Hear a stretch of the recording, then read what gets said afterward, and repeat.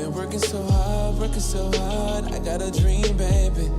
Up in the gym, still do your flow. I take care of my son, baby.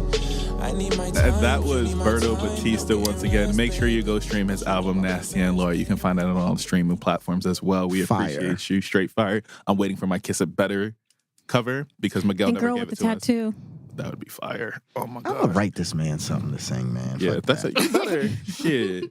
But for Black History Month, we're gonna have only black guests for this month. Bang, bang, bang. Bang, bang, bang. And the first one, which I thought it was so proper and so timely to have on, is Miss Raquel Capellan.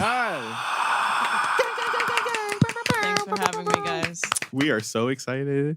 Thank you for coming. Yes, thank you for coming. That's a fact. And I think it's also like really good to have you on right now because we've been talking about like, what is Afro-Latino? And going through all those arguments on Twitter. And we've been going through all of that. Who's we? I just watch on the sidelines sipping my tea. You know what I'm saying? I'm right there Being with unproblematic. Word. And then I favorite all of Marquise's tweets. You'll age well. You will age very well. I'm just saying. But first things first, once again, thank you for being on for this Absolutely. show. I'm excited to have you on. You are Bree, appreciated. thank you for, she's essentially your guest. Yeah. No, she's your guest. She's my guest, but she's like your guest. She's my close She's all of ours. friend. She's all of our She's guests. my Whatever. close Y'all call her friend. Jeremy. You know, That's but fine. thank Enough you. proxy to go I around. didn't want to take credit, but You get a piece. You get a piece. Oh, happy belated Oprah. Word. We appreciate you. Yeah. oh yeah, shout out to her living her best life. Right. But first things first, who is Raquel? And a fun fact. Yeah, start with the fun fact and then say who you And are. a fun fact. Yeah. So, fun fact. I'm lefty. I'm left Hey. handed. Hey. Is So, everybody here left? No, I'm not. Oh, okay. only the cool ones. Word. And only Barely. the righties. Why don't y'all hate take a it, trip but to Europe that's their and problem. see how you know? cool you guys are? Hater. Yeah, so who is Raquel? Raquel Capellan is a very interesting person.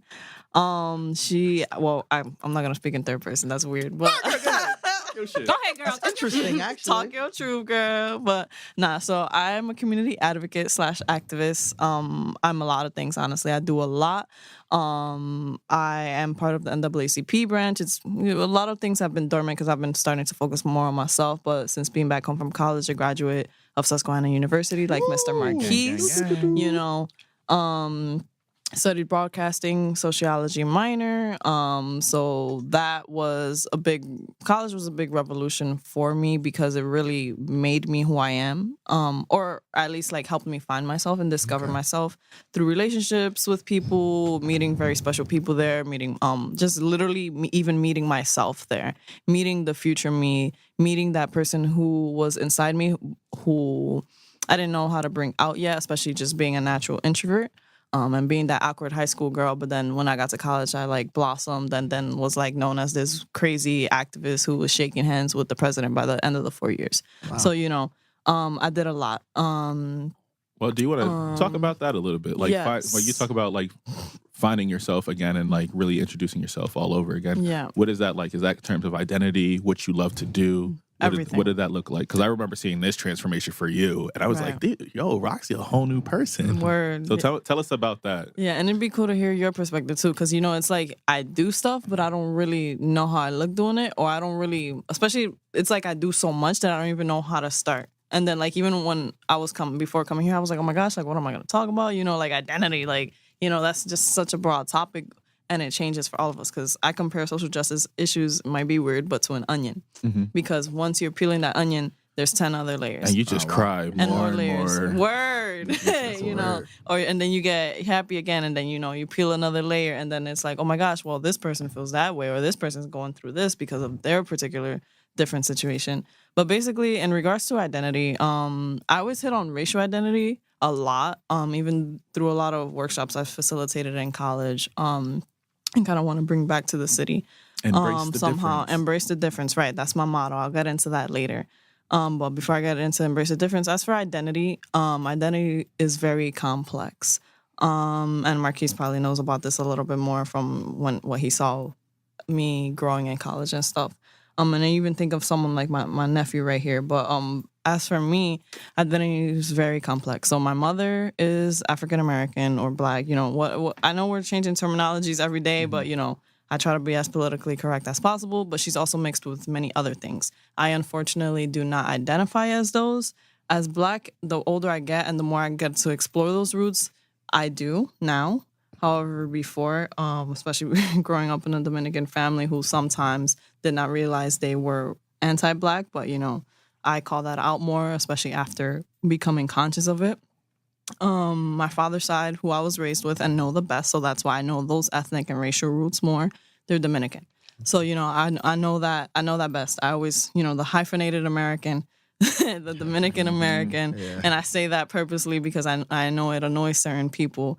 And even like when before Trump actually became president, there was like some New York Times article and white politicians talking about how like the hyphenated American doesn't exist and this and that. And then that was just another layer onto me not knowing where to fit in because I have actually never set foot in the Dominican Republic. So I don't know what it's like to be from there. I don't know the immigrant experience because I was born in New York, raised in Reading, been in PA the majority of my life, right? So, I took a service trip to Puerto Rico for two weeks in college. But besides that, I've never done more racial or ethnic exploration besides that. Besides talking to people like Marquise, having friends like you guys, just going through these conversations, reading books, reading authors that I should have read probably in elementary school. However, due to the way this educational system is set up, you know how that goes. Right, exactly. Seriously. It's kind of like I'm learning about who I am now when I should have known that when I was like 5 or in 2nd grade, right? And then, so in general, identity for me is I'm figuring it out. I'm more comfortable in it now and where I sit. However, it's still very complex, especially with the way I literally even physically look. People look at me. I've gotten asked if I was like French. I've gotten asked if I was from Cape Verde. And, the whole quote unquote spicy Latina mommy, like people like dudes especially are like, oh, so, you definitely from a Caribbean island. I'm like, what? Oh, okay. And I don't even know how to like counteract that, right? I don't even know how to react or what to say to that because I don't subscribe to that. I don't subscribe to those things, right? I'm a woman, right? I'm beautiful. I carry myself well as I try to, and try to inspire many people as I may. However, I don't subscribe to things. So those terms really irritate me, and I try to debunk that because that is not who I am, and I don't think other women should subscribe as that either. But that's my personal opinion. Yeah. And how has that been? Like, so all that you're involved in, plus owning your own identity, what is that like? Then you meet other women and they're having the same problem. So what have you been able to teach? Actually, that's a very good question. I don't know. Maybe I've taught more than because you were at the Women's March. Yes, and you not at the Women's Right. March. Excuse me. But I was at the Women's March. You were speaking. Right. And so what is that? What is that like? So what's the question again? Just So you are becoming who you want to be. Yes. And then in that, you're also showing others it's okay to be themselves. So Exactly. what is that experience like, or knowing that? Right. So the whole Embrace the Difference model comes from me, as you guys were talking about earlier in the episode, laughing. I laugh a lot, especially like when people like say some like microaggression bull crap to me. Sorry, buddy, I'm not trying to curse, but that's a very good question because back to the whole Embrace the Difference thing. The reason I say that is because in my work and what I say and what I do in general, like advocating for people, getting people to act, getting them to rise up, being a catalyst for growth and for change. You don't just sit on the sidelines advocating or supporting. That's why I like that word activist better, even though it has more of a stronger or negative connotation. But where Embrace the Difference comes from, even when I was speaking during the march, some people might have been confused because I didn't only strictly speak about women. I spoke about the man, I spoke about the first-gen student, I spoke about the Black man, I spoke about the entrepreneurs in this city, specifically in Reading, PA, specifically growing it. It's not just one person. So I think, and that tends to make my work a little bit more difficult, or sometimes makes me misunderstood by people because I try to incorporate everybody, especially and I think Marquise was talking about this once on Twitter, like the minority, pro-minority versus like pro-black, I think. You know, if I'm confusing that. No, the terms yeah. of black people versus people of color. Right. People of color causes an erasure to the actual unique experience that black people have. True. In America. Okay. Exactly. And I love that. However, with at least like my approach and my perspective, I try to incorporate everybody and their mama. So, you know, I think that makes it a little bit harder on myself. But that's why even during the speech, I spoke about everybody because I tried to think as universally. And as I grow, as people grow, just in general, the life cycle, I feel as if life gets very narrow for us. You know, we have kids, we have this, we have that, we get in our career. So it's kind of like you just end up following this like weird, windy, yet at the same time straight path, if that makes sense. You know, so I try to keep myself as open as I may. However, I feel like sometimes that annoys people, especially being a racial enigma. Like, people look at me when I'm in Reading, they're like, oh, yeah, you know, she's Dominican, she's Latina. But then if I'm in, like, Susquehanna or, like, Central PA around a lot of, White people. you know, right, a lot of white people and black people at the same time, I end up being filled in the gray area. Because when I'm around my Black or African-American friends or even African friends at college, they're like, huh, you're not black, you know? So you're not black, you can't say this, you can't say that. But then white people are like, oh, well, you know, my little black friend. And I'm like, what? So then I'll be there just shook. Yeah. Like, just sitting there in the corner. Like, I literally, even just in general, my whole life, especially being that I haven't been to DR yet, I literally don't know where to fit in. So even what I'm saying by this right now, I hope that a lot of other people can relate. Or even you guys, you know, if you guys want to comment too, because it's not easy. And then my constant question is, what is blackness, right? Because it's beautiful, but it defines everybody differently. Who defines it? You know, who gets to say what? Who doesn't get to say what? You know, because these are questions we need to be asking ourselves. It's not just saying, oh, you know, you can't say the N-word because you Hispanic or this and that. You know, like, it just, those are things that make me very curious and that I think about all the time, right? But yeah. So if you guys want to, you know, have more of a conversation, and I don't want to just no. This is the point. Like, this is for us not really to have to talk. right. But like, even just for you, I want to talk about being because you identify as Afro-Latina, correct? That's another thing. I don't know. Yeah, I'm telling you, I'm still figuring it out. It's And that's confusing for perfectly me. fine. Yeah, That's hard to like identify right. with. It really is because I don't fit in anywhere. And sorry, Marquise, before you keep on, that's another thing because I literally feel as if I don't fit in anywhere. And I know many other people that feel misfit like this. In general, even in my family, you look at my family, especially my father's side. I mean, Adrian and I, you know, are on the tan side. However, the majority of my grandmother, my father, they're very, very light skinned. So I was always and it's wintertime, so y'all, you know, I'm mighty pale right now, but you know, they don't have that problem. I see you though. shade darker, right? My But shoulder up is pretty light skinned. Come for me. but people, but like my family at least, you know, I was always the term of endearment, the little black, the cute negrita, you know, stuff like that. Right, la morenita de la familia, you know, so that's cute and all. But then at the same time, I feel as if things like that really made me lost. And then always, even still to this day, being told, oh, well, you know, you can't identify as Dominican because you're not from there. You got to just say you're American. And then other people are like, oh, well, no, you can't identify as this because you're not black. Or you're too light skinned, or you're too this, or you're too that. So it's like I've always been to this or to that, or not this or not that. Not enough of this, not enough of that, not enough of who, not enough of him. So it's literally like frustrating because I've been pinned in this. I've also allowed myself to be pinned in this corner, but that's why I am so sassy now, and I speak up even more, not just for others, but for myself, because it's not fair. We're literally, all this race stuff is a human construct. And whoever wants to debate on that, whoever commented on my Instagram picture that y'all posted, I didn't even comment because, you know, I don't got energy. I read it. thought Lisa, one of you guys knew them. No, not that negative energy. I went to the Instagram page and it was ASAP Loco, some random I was like, I don't even know you, sis. I don't know you, sis.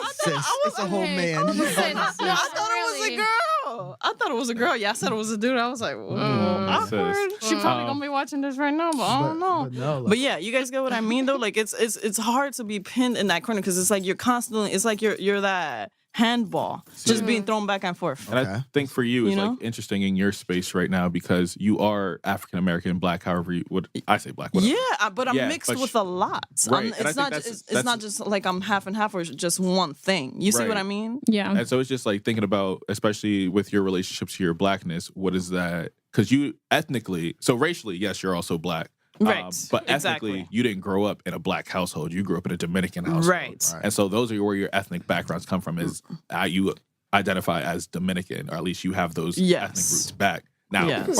is your nationality Dominican? No, your No. nationality is American. Exactly. And so I think that's the hard part is because now you have to It's- yeah. define your race, your Your ethnicity, and your nationality. Exactly. Are very much so different things that people don't understand the language for. Exactly. Because I remember, like, I know a lot of people have to figure it out. Because, like, for me, I'm black and Puerto Rican. Exactly. But I know. ethnically, yeah, my dad's side. I didn't know that. Right. Yeah. I mean, look at Rev. But you look No, at Rev- him. But me you and him don't have the same dad. When you No, look at him, you yeah, I'm immediately the- black. You immediately He's say black. black, or someone might be like, "Oh, he's just a Dominican dude," but then you can't speak Spanish, so then they're like, "Oh, wait, no, de donde Well, tú we just, eres? yeah, we just Él had a es combo moreno," about you that know? Yeah. last night. So It's it's just like I always say, like, for me, racially I am black, ethnically I am also black. Right. But because of me only meeting like my dad's side of family in like high school, ethnically I never really claimed Puerto Rico. I said I know it's in my bloodline. Exactly. But it was like I don't ever participate in any of those roots. It's like even with my blackness comes from Barbados, but I would never claim Bayesian because I don't participate in that culture. And you also don't know Know the it. culture. You know, if you were Yeah. able to go there and meet, even meet at least Those are my one goals. family member,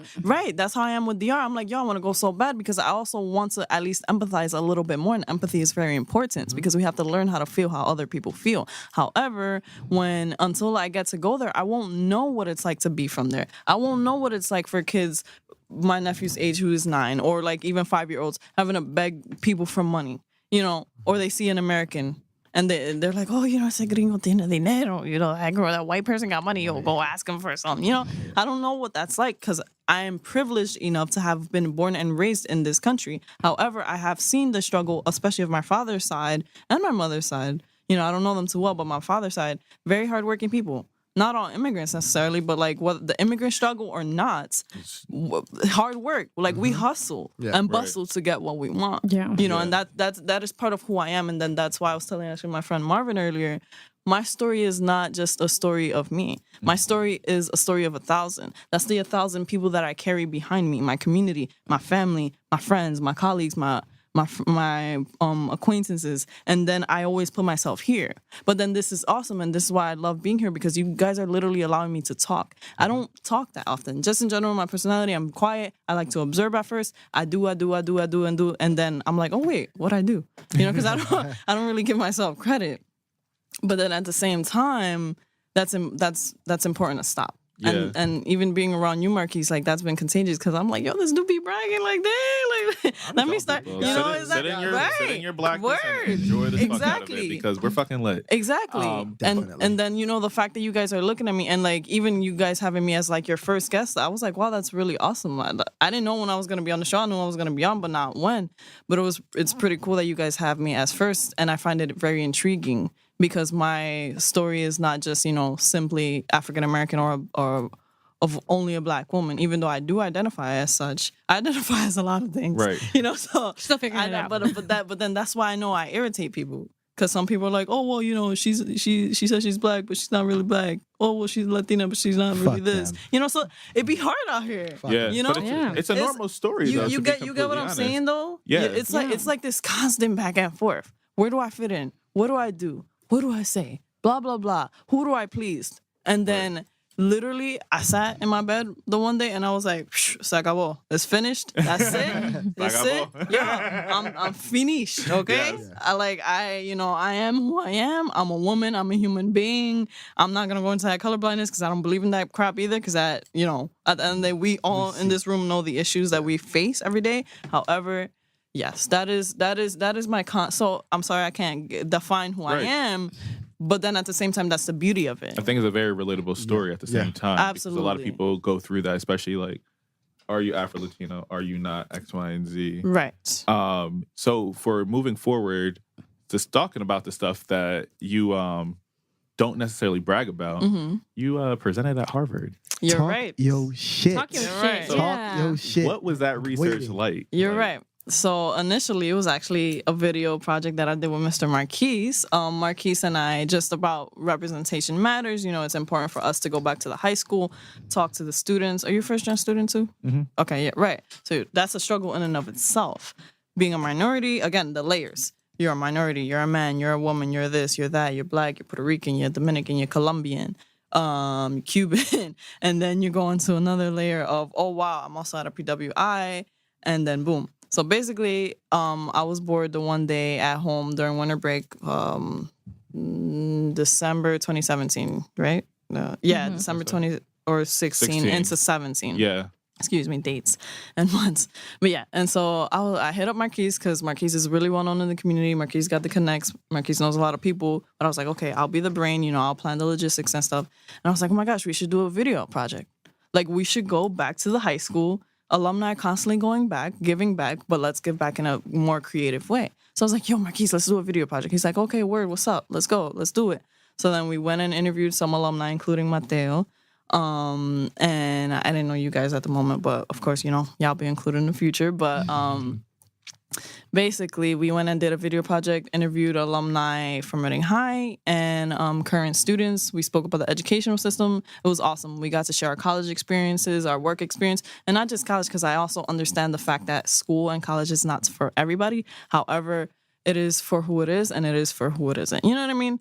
And so just having things like that. And so we went back to the school. And also to backtrack, through a fellowship I received my junior year of college. It was like this networking fellowship. So they post a bunch of opportunities online on Facebook. And then right after Marquise and I got back to school, I was on, scrolling through Facebook, doing some homework and stuff on my own. And then there was this opportunity to present undergraduate research, like sociological research at Harvard. And I was like, oh my gosh, let me use this video project. Literally, Marquise and I did this project in the span of 2 weeks. We planned the whole thing. Wow. We did it at Reading High. Like, we got Kristen Boyd, who's awesome. Kristen Boyd, director of communications at the high school, or the district. She came in and helped us out. Big supporter. We were even in the Reading Eagle for it.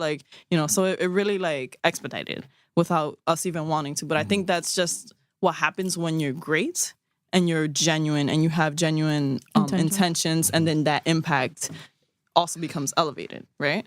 Because then an opportunity like that, to me, that's God sent. I believe in God a lot. I don't necessarily push that on people, but that at least that candle, especially us that have that fight to want to make a difference, that fight to want to make our communities better, to make ourselves better, to make this damn world a better and happier place for young kids like this one, and for ourselves and for older generations. What's it called? Basically, I got the opportunity to present at Harvard. So my eyes lit up. I applied, and I got accepted a few days later. And what was your particular study? Fire. The study was just on the project. I literally submitted a 1-page abstract on the project, video project, that described what it was. It was called Straight Outta Reading. I said that I collaborated with my colleague Marquise Richards, and basically they accepted me. 1 out of 80 students, majority of them. It was interesting though, because they said it was blinded. The judges chose the applicants or selected them blindly, but I didn't believe that, because majority of the students that got accepted there were from Harvard or were from Tufts or were from another Ivy League. Right. I was there. Right. Yeah. But besides that, but then even that, and that goes another thing along with identity, because even through networking experiences in college and even afterhand, not necessarily in Reading, because Reading's different. There's more diversity here. But identity is very beautiful yet complex, because then I'm even standing in these rooms and I'm like, well, I don't fit in. The one networking event I was at, I was in Philly. It was the 52nd floor of some random building, and a bunch of alumni from our college were there. And I was like, oh my gosh, I don't fit in. All these white people, all this, all that. Because the higher you get, the whiter it gets. Yeah, that. And I was like, yo, oh my gosh, I feel extremely awkward here. I do not fit in. Until I had an alumni look me in the face, and she was like, yo, you do fit in. And then even a professor of mine and a big mentor, Dr. Munoz, she made me say my last name correctly. And it's little things like that we change about ourselves, but we don't realize the big it's like a huge microcosm of what that does to our identity. That literally cripples us because we're changing ourselves and we're not allowing ourselves to be who we are beautifully because we're trying to It's a big thing. please others. Because it was a cultural moment for one of the kids that I mentored in college. Her name was she introduced herself as Shanika, but she's from Haiti. And she said, and they were talking one day, and there was two Nigerian kids, Precious and Samuel Manuel, greatest kids ever. Samuel Manuel But is cute. they're both Nigerian. And so when they said, oh, hi, Shanika. And I was like, I know you did not pronounce your name as Shanika for everybody else in this fucking school. And so I said, no, every time you introduce yourself, it's Shanika. Like, you say it how you're supposed to say it because your name is your name at the end. My name is my name. I'm Raquel Capellan. I'm not Raquel Capellan. Like, I'm what is not that? Raquel Copeland. Right. I'm not Raquel Capellani. Like, I'm Capellan. That's how you say That's your it. name, If right. the double L in Spanish is the easy rule, it's a Y. Yeah. You know, like Capellan. If you can't say Capellan and you gotta say Capellan, I don't know. At least try. Put in Yeah. that effort. Yeah. Because if you're not, then that's a slap in the face and a disrespect to me. So then why do I have to respect you? Why do I have to try to make it an effort to, and then unfortunately that causes that social tension, you know, and at the gradual and macro level, that might seem small, but then you take it, there's levels to this. Yeah. You peeling the layers back. Yeah. What I want to get into a little bit more before we get into our random questions is your activism, and more so, what do you do now, and what is your philosophy behind being an activist? Like, are you going to protest? Are you organizing marches? Are you more of a community organizer? Like, where do you kind of put yourself into that boat when it comes to actually putting your identity into action? Got it. So as for activism, last January, not this one, but January 2018, I took a trip back to kind of start exploring my cultural and ethnic roots. I've been on that journey for quite a long time, but I really started last year. And so I went back to New York and visited my mom's side of the family because I was like, I don't know y'all, so I feel like I don't know myself, so I got to get to know myself, so I got to get to know y'all again. You know, it's been a while. I moved to Reading when I was around 8, so I haven't seen them ever since.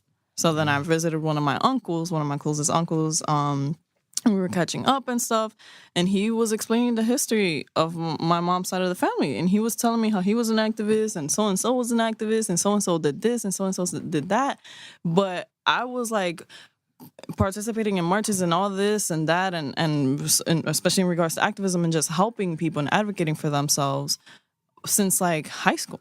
And it was weird to me because I found out about that history of my family after the fact. Yeah. So I was like, wow, that's so cool how it's like literally almost like my life calling to do this stuff. Because it's like I did it so flawlessly, yet like naturally. Mm-hmm. You know, I organized marches my freshman year, or rallies. Project Peace, shout out to the Project Peace Club at Reading High, you know. I don't know if that started my senior year or before that. I think it started. Basically, always an activist. You didn't subscribe to the name yet. Word. So you know, and I never really gave myself that title either, until other people started recognizing me as such. Right. And then marching around Penn Street with Project Peace, like that's so liberating and freeing to me. To me, that's not the only thing to do to cause change. However, the fact that you're allowing yourself and not allowing anybody else to say, "Hey, you have a voice, use it." Mm-hmm. But you're literally just, as a senior in high school, juniors and freshmen in high school, literally stepping up, marching for what was it, the gun violence thing? I forget the exact name for it, but March for Our Lives. Mm-hmm. Yeah, March for Our Lives. Things like that, like that's so powerful to me. And so doing things like that really helped me grow and helped me start literally talking. Because before I was a mouse, I did not speak. Right. Like I remember being on the radio, WEEU here when I used to write for the Reading Eagle Voices, Teen Voices. I literally lost my voice after during the show. I was so nervous. I was like, I'm Raquel. Yeah.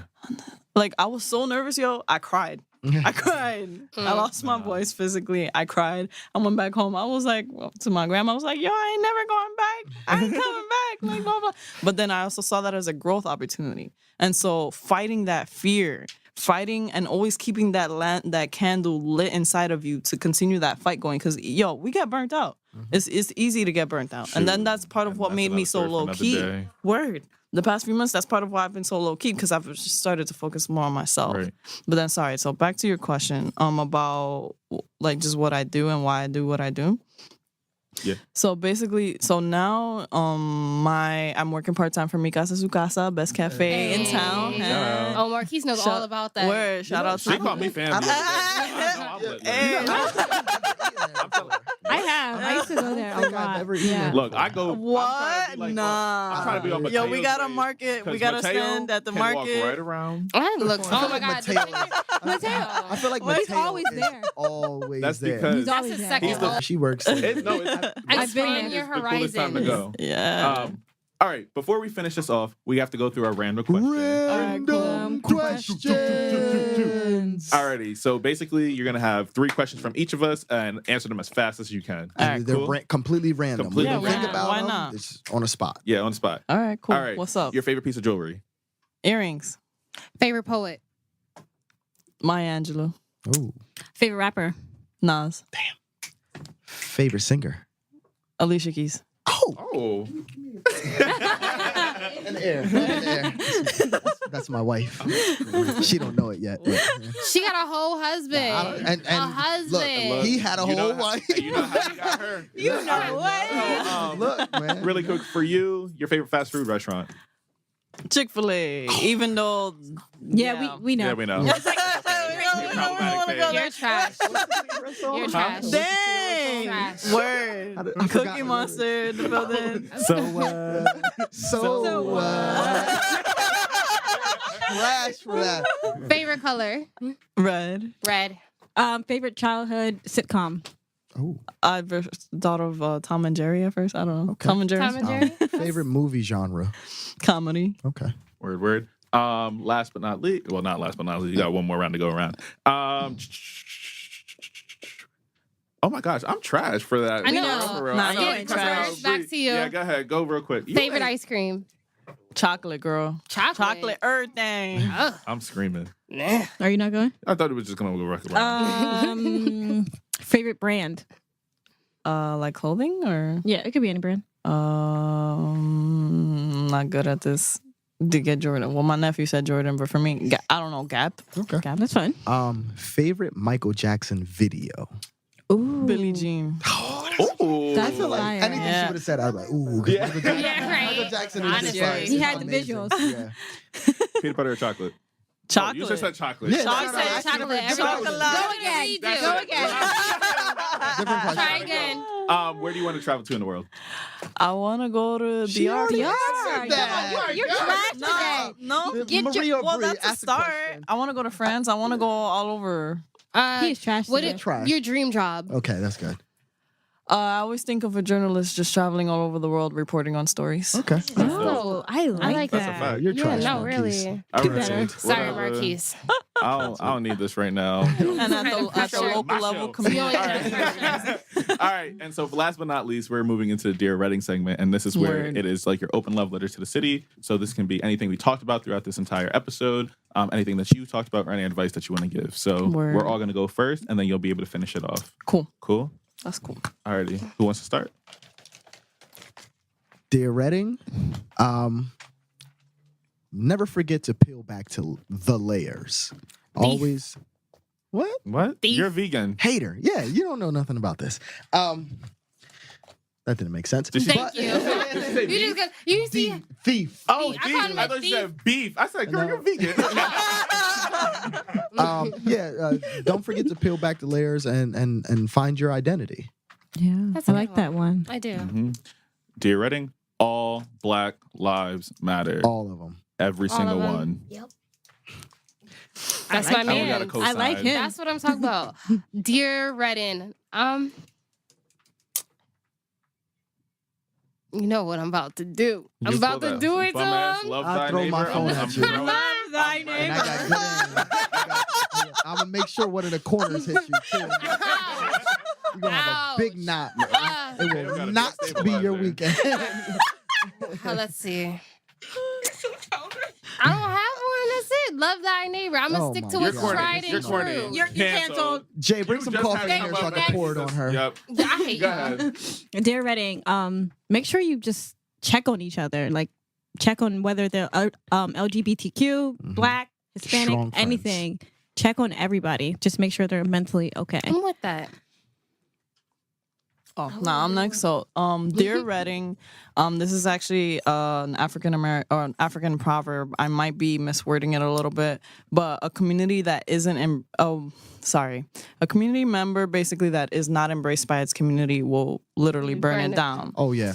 Right. So make sure that you're embracing yourself, especially even like, for example, for first gen students that like me and Marquise that come back and, you know, if we're being realistic and honest, we're rare because these students, especially the students that get the opportunity to have the ticket of getting out, whether they use that as education or a job elsewhere, come back, give back, but also realize the importance of that. Don't burn your community down. Don't allow your community to make you feel like you have to burn it down. You know, speak up. Before you say that, isn't that proverb in Black Panther? Maybe. I think it is. For Killmonger. Killmonger said, yeah. Yeah. Killmonger Yes, said. yes, he Oh, does. am I tripping? No, you're not. Can my Okay, nephew do just one? random. Yeah. Go ahead. I do want to hear his list Go as ahead, well buddy. after that. Go ahead. And say That'll your be list. today. And say your list of your 5 Say your artists. list of artists and say, dear Reading, what do you want the people to hear? But I want to do Okay, go ahead. That's beautiful. Dear Reading, love everybody. Okay. Oh, he's my That's fave. a Yeah, he word. really All right. is. So your five But Your artists. it's gonna five be for artists. Patreon. Oh, Yeah. never So mind. wait for My that one. Wait for- We'll wait for that one. We'll be right back. All right. So last but not least, we will see y'all next week.